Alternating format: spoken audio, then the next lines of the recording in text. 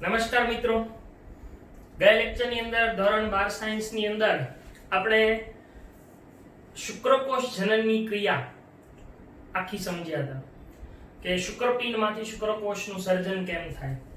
આજે એની જેવો જ બીજો એક ટોપિક આપણે જોવાનો છે, એ છે અંડકોષ જનનની પ્રક્રિયા. હવે અંડકોષ જનનની પ્રક્રિયા એ શુક્રકોષ જનન કરતા આમ ઘણી બધી જુદી છે અને એની અંદર અમુક સમાનતા પણ આપણને જોવા મળે છે.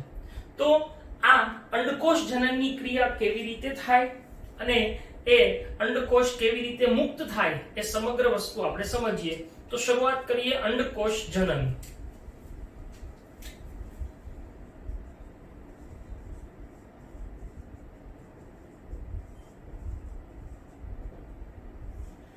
સૌપ્રથમ તો અંડકોષ જનન એટલે શું? તો કે અંડપિંડમાંથી અંડકોષ ઉત્પન્ન થવાની ક્રિયા છે, અંડકોષના નિર્માણની ક્રિયા છે, એને અંડકોષ જનન તરીકે ઓળખવામાં આવે છે. હવે આ આખી ઘટના છે એ શુક્રકોષ જનન કરતા સૌથી પહેલી કઈ રીતે જુદી પડે છે? તો કે આપણે એવું જોઈ ગયા હતા કે શુક્રકોષોનું નિર્માણ એ પુરુષોની અંદર, છોકરાઓની અંદર ખાસ કરીને યૌવનારંભે શરૂ થાય છે, જ્યારે અંડકોષ જનનની ક્રિયાની શરૂઆત એ ગર્ભીય અવસ્થામાં, એટલે કે જ્યારે છોકરી છે એ માતાના ગર્ભમાં હોય ત્યારથી જ એનામાં આ અંડકોષ જનનની ક્રિયાની શરૂઆત થાય છે. આ એક ખૂબ અગત્યની નોંધવા જેવી બાબત છે કે અંડકોષ જનનની ક્રિયા એ ગર્ભીય અવસ્થાથી શરૂ થતી હોય છે.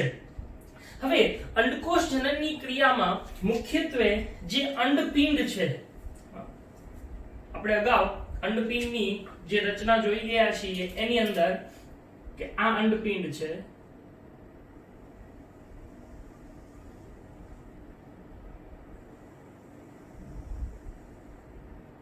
બરાબર, થોડી આપણે મોટી રચના જોઈએ.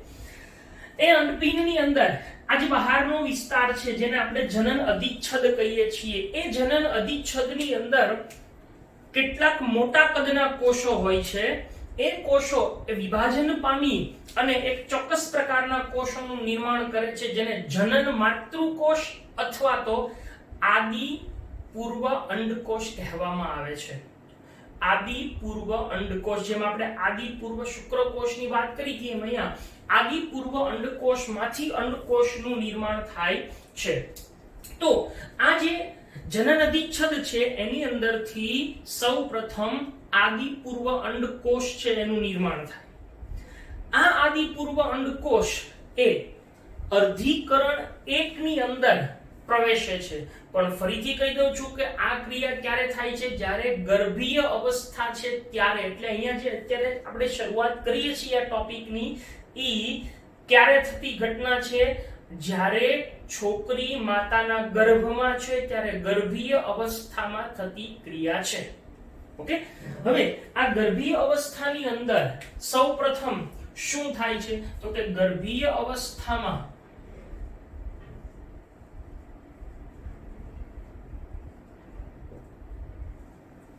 એ સૌપ્રથમ શેનું નિર્માણ થાય છે? આદિ પૂર્વ અંડકોષનું નિર્માણ થાય છે. આ આદિ પૂર્વ અંડકોષ એ જ પોતે ગર્ભીય અવસ્થામાં અર્ધીકરણ 1 માં પ્રવેશે છે અને આ અર્ધીકરણ 1 માં પ્રવેશે છે ત્યારે એ સંપૂર્ણ અર્ધીકરણ 1 પૂરું નથી કરતું, પરંતુ અર્ધીકરણની એક ચોક્કસ અવસ્થામાં એ વિભાજન સ્થાયી થઈ જાય છે. આપણે 11મા ધોરણની અંદર અર્ધીકરણ 1 અને 2 ભણ્યા. એમાં અર્ધીકરણ 1 માં 4 અવસ્થાઓ, પૂર્વાવસ્થા 1, બાજના અવસ્થા 1, બાજનોત્તર અવસ્થા 1 અને બાજનાંતિમ અથવા અંત્યાવસ્થા 1. હવે એ પૈકીની જે પહેલી અવસ્થા છે આપણે એવું જોઈ ગયા હતા કે ખૂબ જટિલ છે, પૂર્વાવસ્થા 1. આ પૂર્વાવસ્થા 5 તબક્કાઓમાં વહેંચાયેલી છે. કઈ કઈ? લેપ્ટોટીન, ઝાયગોટીન, પેકિટીન, ડિપ્લોટીન અને ડાયકાઇનેસિસ. તો અહીંયા આગળ જે ગર્ભીય અવસ્થામાં કોષ વિભાજનમાં સ્થાયી રહે છે એ કઈ અવસ્થા? પૂર્વાવસ્થા 1 ની ડિપ્લોટીન અવસ્થામાં આ જે આદિ પૂર્વ અંડકોષ છે એમાંથી અર્ધીકરણની શરૂઆત થઈ અને ઈ સ્થાયી રહે છે અને એમાંથી બને છે પ્રાથમિક પૂર્વ અંડકોષ. આ પ્રાથમિક પૂર્વ અંડકોષનું નિર્માણ એ ફરીથી કહું છું ગર્ભીય અવસ્થામાં જ થઈ જાય છે. Okay, next. હવે આ આદિપૂર્વ અંડકોષ શેમાં રૂપાંતર પામે છે? તો આદિપૂર્વ અંડકોષ છે ઈ પ્રાથમિક પૂર્વ અંડકોષમાં રૂપાંતર પામે છે. આ ઘટના ક્યાં થાય છે? ગર્ભીય અવસ્થામાં જ થતી હોય છે. ઓકે, હવે જુઓ, આ જે પ્રાથમિક પૂર્વ અંડકોષ છે એની ફરતે ચોક્કસ પ્રકારના ગ્રંથીય કોષોનું એક સ્તર તૈયાર થાય છે અને આ ગ્રંથીય કોષોનું સ્તર તૈયાર થવાથી જે રચના બને છે એને કહેવામાં આવે છે પ્રાથમિક પુટિકા. હવે અહીંયા બહુ કન્ફ્યુઝન થાય, પ્રાથમિક પૂર્વ અંડકોષ અને પ્રાથમિક પુટિકા એ બે વચ્ચે શું ફેર છે?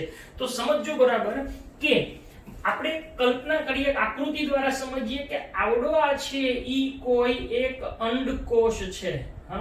આ અંડકોષ છે. તો આ અંડકોષની ફરતે જ્યારે ગ્રંથિમય આવરણ તૈયાર થાય છે ગ્રંથિમય કોષોનું, ત્યારે એને પ્રાથમિક પુટિકા કહેવાય. એટલે હું બે અલગ અલગ બાબતો તમને સમજાવું છું. તો પ્રાથમિક પૂર્વ અંડકોષ છે એ કોના દ્વારા ઘેરાય છે?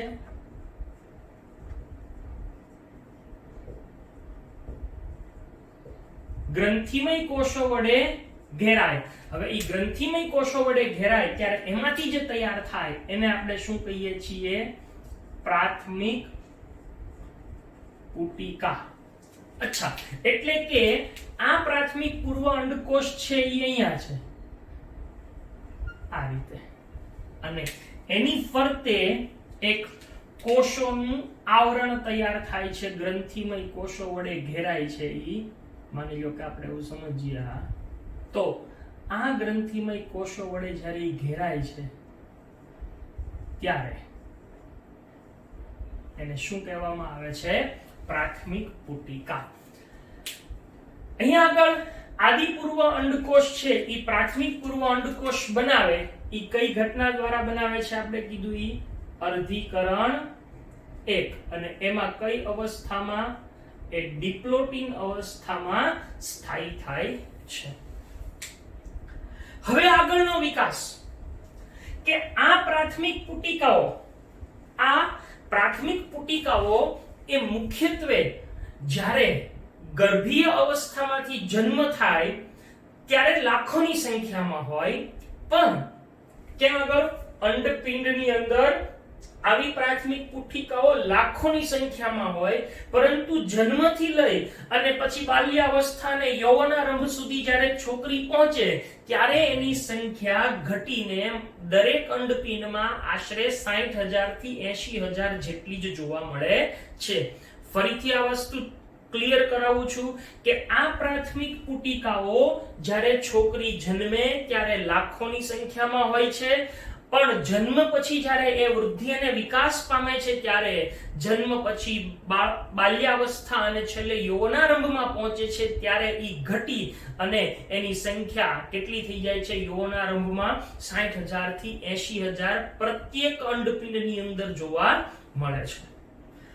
હવે આગળની વાત કરીએ કે આ પ્રાથમિક પુટિકાઓ એ એની ફરતે હજી વધારે આવા ગ્રંથિમય કોષો અને અન્ય જે સ્તરો હોય એનું નિર્માણ થાય છે અને એના પરિણામે ઈ પ્રાથમિક પુટિકામાંથી દ્વિતીયક પુટિકા બને છે.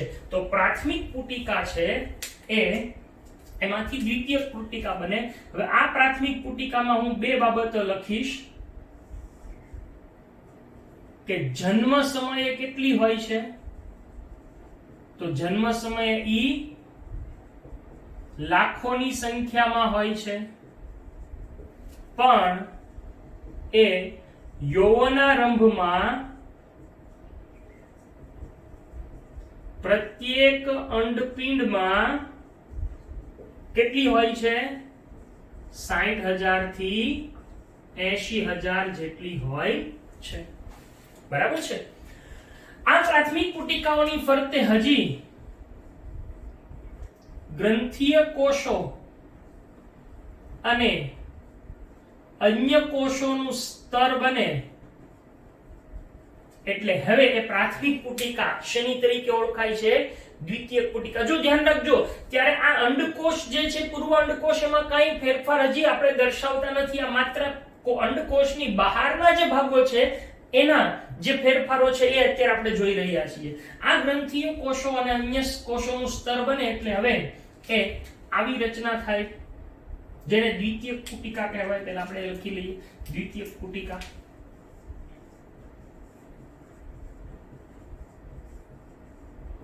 આ બહુ સમજવા જેવી વાત છે. અચ્છા, આ દ્વિતીયક પુટિકા આપણે માત્ર એક સમજૂતી માટે કે એ દ્વિતીયક પુટિકા આપણને કેવી દેખાય. આ અંડકોષ, પ્રાથમિક પૂર્વ અંડકોષ. હવે એની ફરતે આ જે સ્તર રહેલા છે એ વધુ વિકસે અને એની ફરતે માની લો કે આપણને આ પ્રકારે સ્તર જોવા મળે.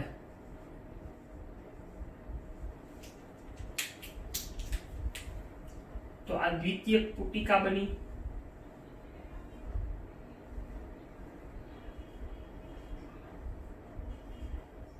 બરાબર છે? આ દ્વિતીયક પુટિકા બની. હવે આ દ્વિતીયક પુટિકા તરત જ તે તૃતીયક પુટિકામાં રૂપાંતરિત થાય છે.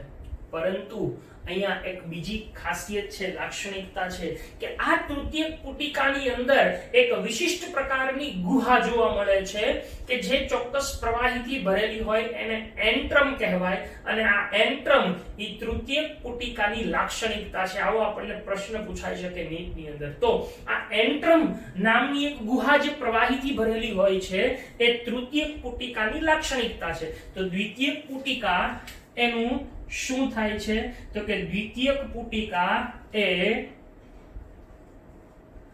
તરત જ શેમાં રૂપાંતર પામે છે? તૃતીયક પુટિકામાં રૂપાંતર પામે છે.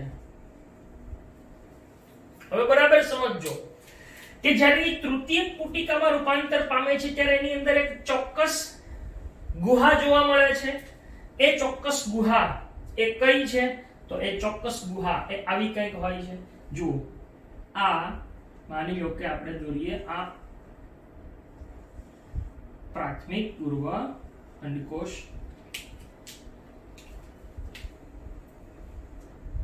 અહીંયા આગળ આવી કોઈ એક ગુહા જોવા મળે છે અને એની ફરતે હવે આ પ્રકારે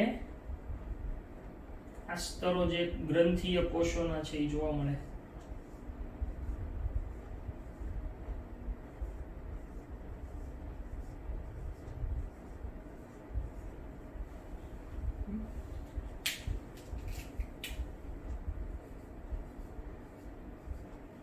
તો આ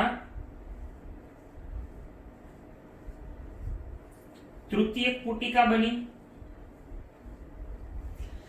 હવે આ તૃતીયક પુટિકા છે, સમજજો ખાસ, એ તૃતીયક પુટિકાની અંદર જે બે સ્તરો છે એમાંનું જે બહારનું સ્તર છે એ બાહ્ય આવરણમાં રૂપાંતર પામે અને અંદરનું સ્તર છે એ અંતઃ આવરણમાં રૂપાંતર પામે છે.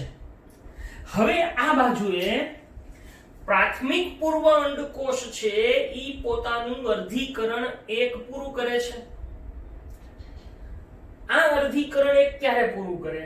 તો એ પણ બહુ મહત્વની વાત છે કે જ્યારે યૌવનારંભનો પ્રારંભ થાય ત્યારે યૌવનારંભના પ્રારંભમાં ઈ અંડકોષપાતની ક્રિયા આપણે અગાઉ ભણી ગયા છીએ કે અંડકોષપાત એટલે અંડપિંડમાંથી અંડકોષ મુક્ત થાય. તો ઈ મુક્ત થતા પહેલા આ અર્ધીકરણ એક છે ઈ પૂરું કરે છે. હવે અર્ધીકરણ એક પૂરું કરશે જ્યારે પ્રાથમિક પૂર્વ અંડકોષ ઈ આની અંદર જ તો બનશે. આ ઘટના આની અંદર જ થાય. પણ આપણે બે અલગ અલગ વસ્તુ એટલે સમજીએ છીએ કે તમને અંડકોષ અને પુટિકા વચ્ચેનો ભેદ સમજાય. અંડકોષ ઈ આની અંદર છે અને એની ફરતેનું આવરણી પુટિકા, આ સંયુક્ત ભાગને પુટિકા કહેવાય અને માત્ર અંદર રહેલો છે ઈ એક અંડકોષ છે. હવે આ પ્રાથમિક પૂર્વ અંડકોષ એનું શું થાય છે? બીજી બાજુએ આપણે તો પેલા એની બદલે અહીંયા આપણે પેલા નામ નિર્દેશન કરી નાખીએ. આને શું કહેવાય છે? એન્ટ્રમ તરીકે ઓળખવામાં આવે છે. આ બાહ્ય આવરણ બનાવશે અને આ છે ઈ અંતઃ આવરણ બનાવશે.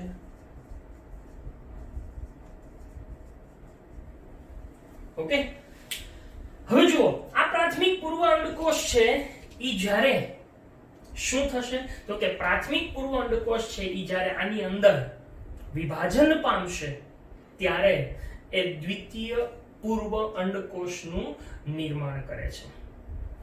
દ્વિતીય પૂર્વ અંડકોષનું નિર્માણ થાય છે. તો એ કેવી રીતે સમજીએ.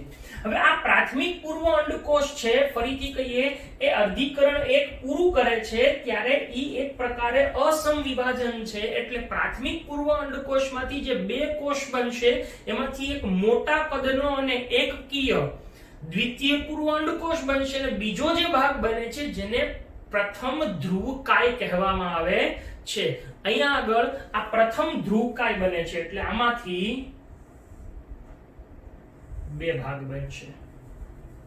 એમાંનો એક ભાગ આ ઈ પ્રથમ ધ્રુવકાય અથવા પ્રાથમિક ધ્રુવકાય અથવા પ્રથમ ધ્રુવકાય અને એમાંથી જે બને છે ઈ શું બન્યો? દ્વિતીય પૂર્વ અંડકોષ.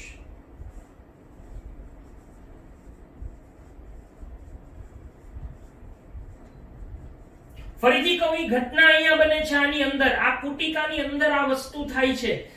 પ્રાથમિક ધ્રુવકાય બને અને દ્વિતીય પૂર્વ અંડકોષ બને. હવે શું થશે? આ જે પ્રાથમિક ધ્રુવકાય છે આગળ એનું શું થાય એ બાબત હજી અસ્પષ્ટ છે, પણ એમ કે છે કે આ પ્રાથમિક ધ્રુવકાય છે એ વિઘટન પામીને એનો જે કાચો પદાર્થ મળે છે એ જે વિઘટન પામે ત્યારે ઈ કદાચ પોષક ઘટક માટે કામ કરતું હશે એવું કહેવામાં આવે છે. હવે જે વાત છે કે આ દ્વિતીય પૂર્વ અંડકોષ છે ઈ કેવો હશે? એકકીય હશે. આ દ્વિતીય પૂર્વ અંડકોષ પોતાની ફરતે એક ખાસ પ્રકારનું આવરણ તૈયાર કરે છે જેને ઝોના પેલ્યુસિડા કહેવામાં આવે છે. એટલે કે હવે આ દ્વિતીય પૂર્વ અંડકોષ એ આવો આપણને જોવા મળશે. આ દ્વિતીય પૂર્વ અંડકોષ અને એની ફરતે એક ચોક્કસ પ્રકારનું આવરણ તૈયાર થાય જેને ઝોના પેલ્યુસિડા કહીએ છીએ. બરાબર, આ ઝોના પેલ્યુસિડા તૈયાર કરે છે. ફરીથી આની અંદર જ થાય છે. એટલે આ શું છે? ઝોના પેલ્યુસિડા અને એની અંદર કોણ રહેલો છે? દ્વિતીય પૂર્વ અંડકોષ. અચ્છા, હવે અહીંયા આગળ ઈ ઘટના જે બને છે એના પરિણામે આ તૃતીયક પુટિકાની અંદર જે અંડકોષ છે એ દ્વિતીય પૂર્વ અંડકોષ એ હવે તૃતીયક પુટિકા પણ પુખ્ત બની અને અંતે ઈ એક ચોક્કસ પુખ્ત પુટિકામાં ફેરવાય છે જેને ગ્રાફિયન પુટિકા કહેવાય છે. અને એ ગ્રાફિયન પુટિકાની અંદર કોણ રહેલો હશે? આ દ્વિતીય પૂર્વ અંડકોષ. એટલે અહીંયા આગળ તૃતીયક પુટિકા એ જ્યારે પુખ્ત બનશે, તૃતીયક પુટિકા એ પુખ્ત બની અને હવે એ શું બનાવે છે? ગ્રાફિયન પુટિકામાં રૂપાંતર પામે ત્યારે ગ્રાફિયન પુટિકાની રચના કેવી છે તો એ આવું આપણને જોવા મળશે કે આ દ્વિતીય પૂર્વ અંડકોષ ઝોના પેલ્યુસિડા ધરાવતો, એની ફરતે અહીંયા આવડું એન્ટ્રમ નામની ગુહા,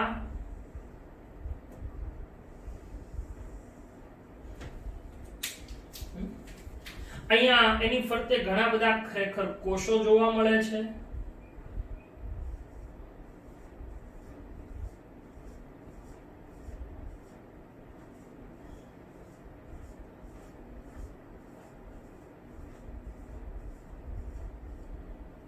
બરાબર આ બધા કોષો અંદર જોવા મળે છે અંતઃસ્તરના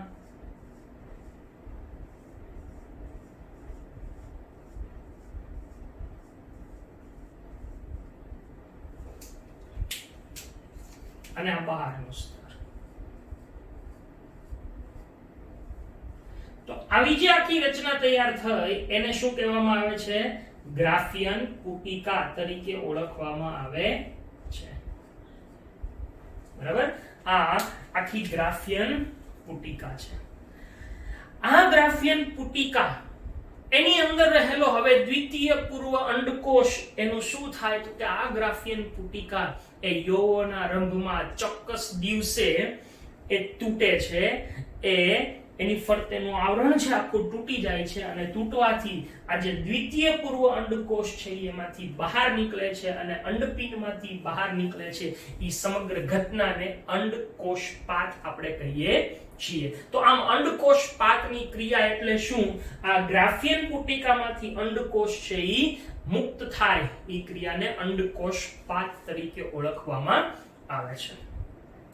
હવે અહીંયા અંડપિંડની અંદર જો આપણે એ રચનાને જોઈએ સમજવા માટે તો આપણે એવું જોઈ ગયા છીએ કે આ અંડપિંડની અંદર અહીંયા રુધિર વાહિનીઓ આવેલી હોય છે, ધમનીઓ અને શિરાઓની શાખાઓ હોય છે, ધમનિકા અને શિરિકા જેવી આ રુધિર વાહિનીઓ છે.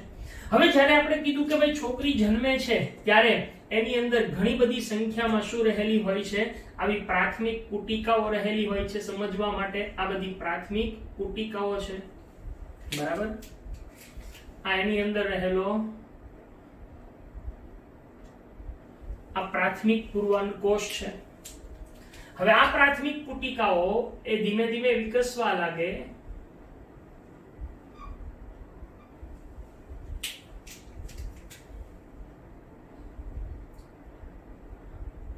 આ પ્રાથમિક પુટિકાઓ છે. એ પ્રાથમિક પુટિકાઓ એ વિકસી અને શેમાં રૂપાંતર પામે છે?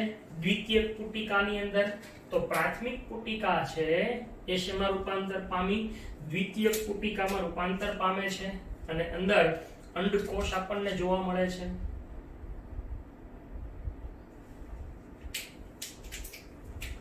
આ પ્રાથમિક પુટિકા પછી આ દ્વિતીય પુટિકા.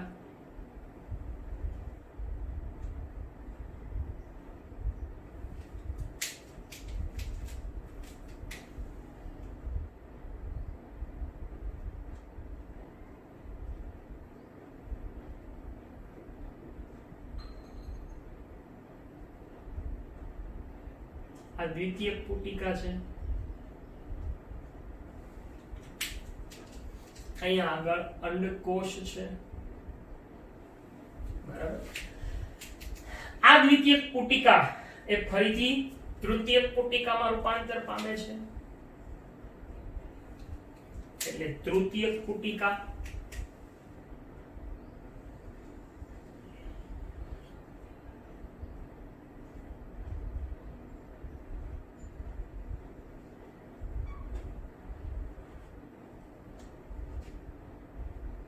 આખી અંડપિંડની અંદર થતી ઘટના છે. આપણે જે આ જોઈ છે એ બધી જ અહીંયા અંદર થતી ઘટના છે.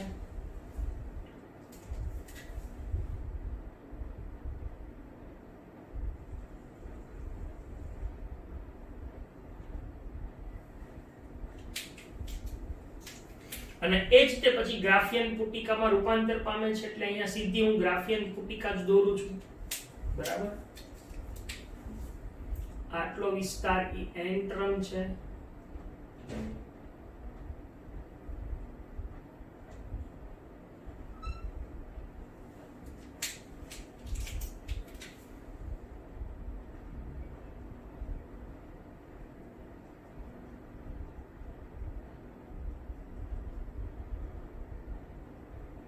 બરાબર આ તૃતીય પુટિકા અને એમાંથી ગ્રાફિયન પુટિકા સીધી. ઈ ગ્રાફિયન પુટિકા એ નિશ્ચિત દિવસે બ્લાસ્ટ થાય, ફાટે એટલે આપણને આવું જોવા મળે.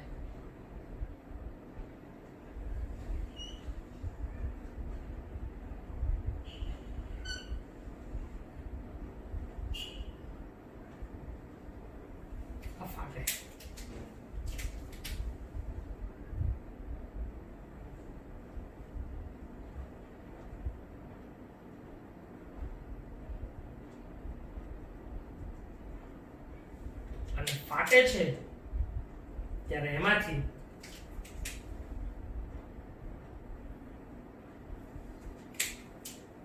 આ અંડકોષ એ મુક્ત થાય છે. અંડકોષની ફરતે ઝોના પેલ્યુસિડા. બરાબર? આ આખી ઘટનાને અહીંયા આ જે મુક્ત થાય એને અંડપાત, અંડકોષપાત તરીકે ઓળખવામાં આવે છે.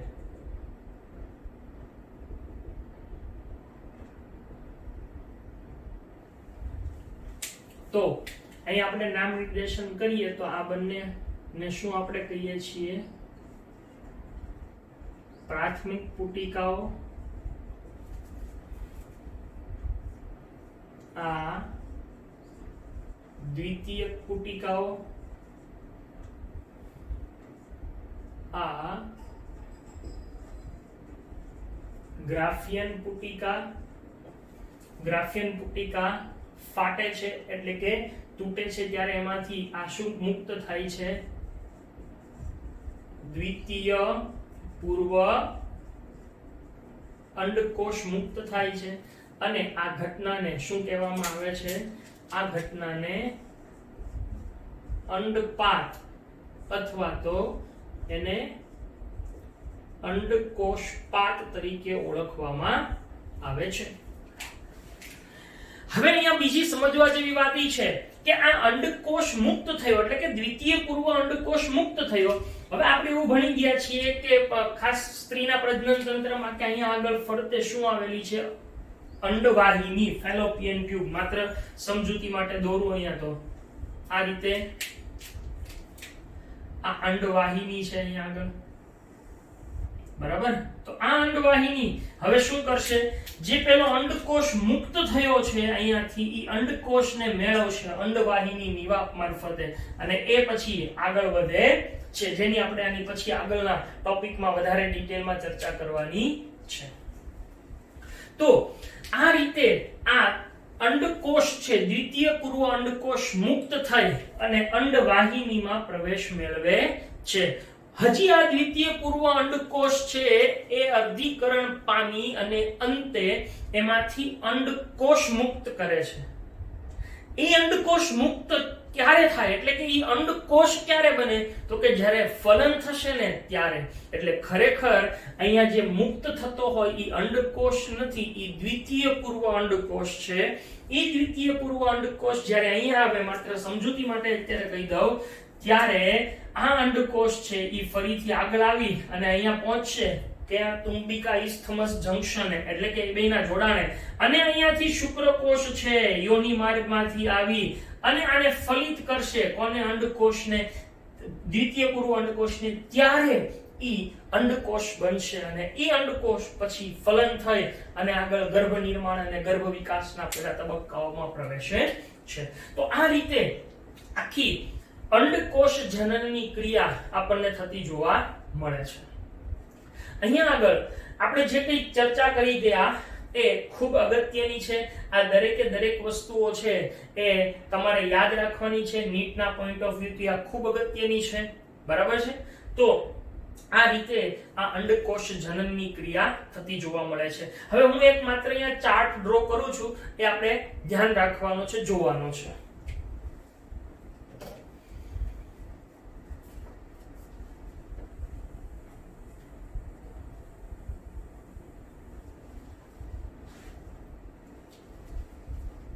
જુઓ, આ જનન માતૃકોષ છે.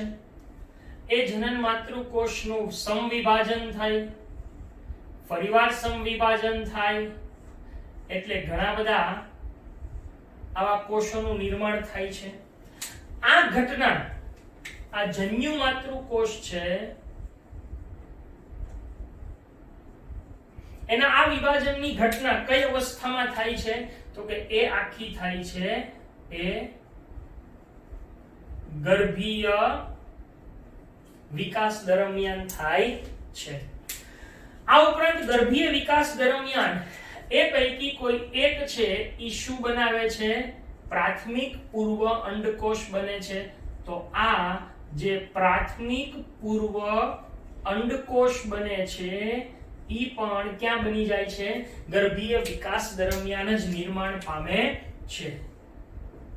હવે ગર્ભીય વિકાસ દરમિયાન નિર્માણ પામી ગયો પ્રાથમિક પૂર્વ અંડકોષ, પછી જન્મ થાય એટલે અહીંયા આગળ જન્મ, બાલ્યાવસ્થા અને યૌવનારંભ, આ ત્રણેયની અંદર આની આ જ અવસ્થા છે ઈ આપણને જોવા મળે છે. કઈ? આ પ્રાથમિક પૂર્વ અંડકોષ. હવે આ પ્રાથમિક પૂર્વ અંડકોષ જ્યારે યૌવનારંભમાં પ્રારંભમાં પ્રવેશે છે ત્યારે આ પ્રાથમિક પૂર્વ અંડકોષ પોતાનું વિભાજન પૂરું કરી અને એમાંથી બે કોષ બનાવે છે. આપણે એવું જોઈ ગયા. એક કયો બનાવે છે? તો કે એક બનાવે છે આ પ્રથમ ધ્રુવકાય એટલે કે પ્રાથમિક ધ્રુવકાય, અને બીજું શું બનાવે છે? તો બીજો બનાવે એ દ્વિતીય પૂર્વ અંડકોષ. હવે સમજો કે આ પ્રાથમિક ધ્રુવકાય અને દ્વિતીય પૂર્વ અંડકોષ બનવાની પ્રક્રિયા એ કઈ અવસ્થામાં થાય છે? પુખ્ત અવસ્થાએ પ્રજનન અવસ્થામાં. બરાબર છે? આ ઘટના થાય છે. હજી આગળ એક વસ્તુ મેં તમને કીધી એમ કે દ્વિતીય પૂર્વ અંડકોષ છે ઈ જ્યારે અંડવાહિનીમાં પ્રવેશે છે ત્યારે ફરી વખત આ દ્વિતીય પૂર્વ અંડકોષ છે એ વિભાજન પામી અને ફરી વખત શું બનાવે છે? તો કે એ વિભાજન પામી અને દ્વિતીય ધ્રુવકાય અને એ અંડકોષમાં રૂપાંતર પામે છે. બરાબર? તો આ આખી ઘટના એ તમારે યાદ રાખવાની છે. તો આ રીતે અહીંયા આગળ અંડકોષ જનન છે એની ચર્ચા પૂરી થાય છે. Thank you.